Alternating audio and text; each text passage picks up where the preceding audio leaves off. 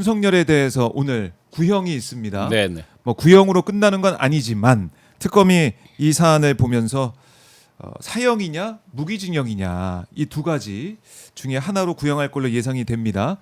일단은 어떻게 좀 예측을 하십니까? 제가 책을 쓰면서 예. 지난주까지 이제 원고를 정리해서 이렇게 넘기면서 자료와 제가 그동안에 이제 가지고 있었던 자료 그리고 직접 수기로 작성한 메모 이런 것들을 다 종합해보고 네. 재판에 임하는 태도, 진정성 있게 반성을 했느냐 또 진정성 있게 국민들에게 사과했느냐 여러 가지 관점에서 봤을 때 첫째로 전혀 반성 사과가 없었다.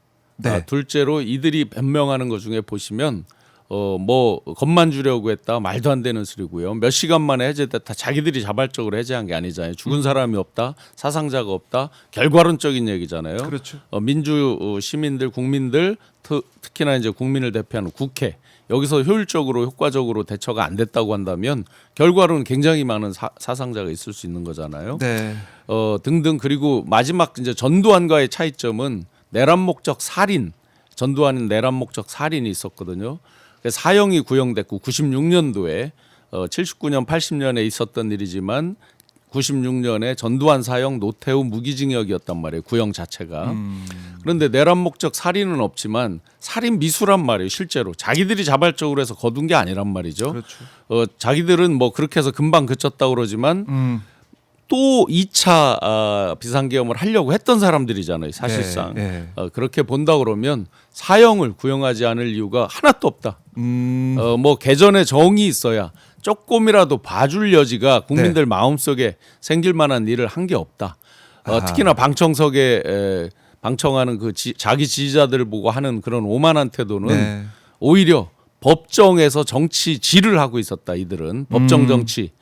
김용현 씨도 마찬가지고 그런 점까지 보면 오히려 반성은커녕 자기들의 그 지지 세력을 이용해서 계속해서 정치를 하고 있기 때문에 비아냥대고 정치를 하고 있기 때문에 오히려 매를 더 벌고 있다. 그렇다고 보면 중형을 선고하지 않을 이유가 없다. 법정 최고형을 선고해야만 한다. 다만 한국이 사형 지금 사실상 사형 폐지에 가까운 이제 폐지 국가이지만 그거는 심리적 위화 차원 그리고 그를 지지하는 사람들에 대한 어떤 경고성 이런 것들까지 다 겹쳐 있기 때문에 네. 반드시 법정 최고형을 내려야만 한다라고 생각합니다. 오늘 구형도 사형이 구형이 돼야 되고 네. 선고도 사형이 선고가 돼야 된다. 이렇게 보시는 거군요. 봐줄 이유를 찾으려면 뭐 반성의 여지가 반성을 있다든지 하고. 솔직하게 뭐를 인정을 한다든지 이런 게 전혀 없고 특히 법정에서 이런 말도 한 적은 있어요.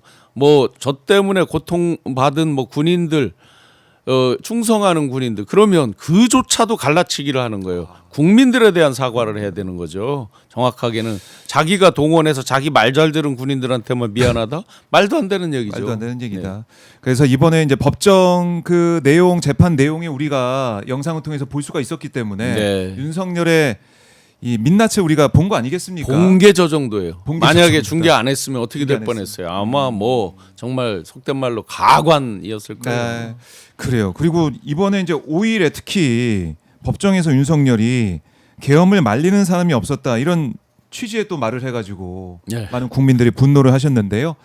못 보신 분도 있을 것 같아서 네네. 좀 어떤 지경인지 잠깐 그 영상 잠깐 네네. 보고 오겠습니다. 이 계엄이 여소야대가 심하고 또 야당이 이렇게 기세가 등등하니 뭐 이 계엄 이게 오래 갈 수 있냐 상식적으로도 그런 게 충분히 생각될 수 있는 거 아니에요? 네. 그죠? 네. 근데 총리하고 국무위원들이 와가지고 얘기를 하는데 최소한의 정무 감각이라도 갖추고 있는 사람들이었으면 오히려 대통령한테 무슨 뭐 외교 관계가 어쩌니 뭐 민생이 어쩌니 얘기할 게 아니라 아니 대통령님 이거 계엄 선포해 봐야 이거 하루 이틀이면 저 사람들이 달려 들어가고 이거 계엄 해제할 텐데 그러면 대통령님만 이게 우세 떠는 게 되고 좀 창피스러울 수 있고 오히려 야당한테 막 역공당할 수 있지 않겠습니까?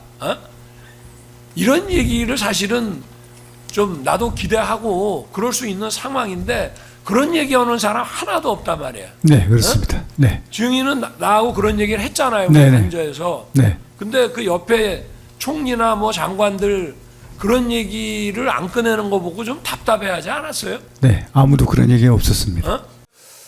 야, 어떻게 이럴 수가 있습니까? 보시다시피 네. 반성의 여지가 없죠.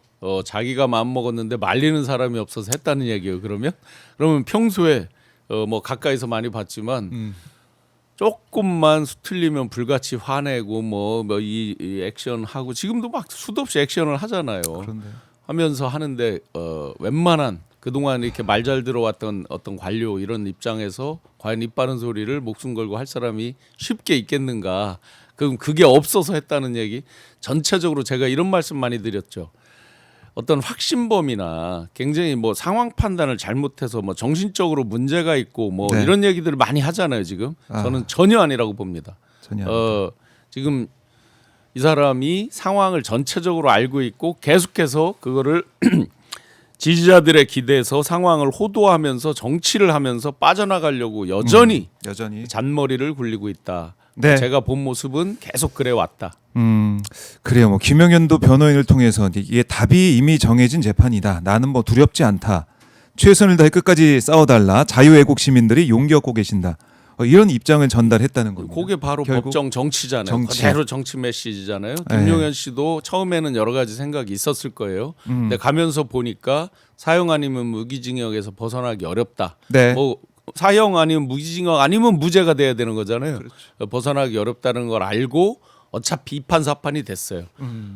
그 속에서 윤석열은 계속해서 머리를 굴리면서 자기만 빠져나올 지금 궁리를 하고 있다. 그럼 자기가 결심 안 했으면 되는 거네요. 그러니까요. 네. 이 영상을 보면서 이 영상 하나로 짧은 영상이지만 지금까지 있었던 법정의 그런 공방 그리고 어떤 구형이 필요할까 또 어떤 선거가 필요할까 여기에 대해서 많은 분들께서 아마 평가를 하시고 생각하실 것 같습니다. 네. 엊그제 보니까 전한길 씨가 장동혁 씨랑 뭐 조건부 3가지 뭐 조건부 지지 선언하면서 구형의 가이드라인을 얘기하던데요. 사형을 그러면 구형하란 말이냐 하면서 얘기를 하던데 이미. 그래요. 자 그리고 속보가 들어왔는데요. 윤석열 대통령의 이제 이 구형이 있을 결심 공판 이제 뭐 시작이 된 상황이 됐고 8명이 다 오늘 얘기를 합니다. 최후 진술하는데 주기현 판사가 어떤 얘기를 했냐면 충분히 시간을 주겠다고 했어요. 그래서 아마 당장 구형 결과 나올 것 같지는 않고 네. 아마 시간이 좀 꽤 걸릴 것 같습니다. 아마 또 춥다 추워 나오겠네요. 추워. 저 난방기 꺼지는 시간 5시 네. 반인가에 꺼진다 그랬는데 그러게요. 헌재 때 마지막 최후 변론하는 거 보셨잖아요. 네. 호수위의 달 그림자, 부정선거, 중국 개입설 뜬금없는 소리를 계속하면서 네. 엄청나게 이제 궤변을 장시간 내려놓잖아요. 아하. 이번에도 전혀 새롭게 반성하는 이런 건 없다. 기존 주장해 온 거에서 그거 모아서 연속선상에서 최후 진술을 최후 진술을 할 것이다라고 예상됩니다. 알겠습니다.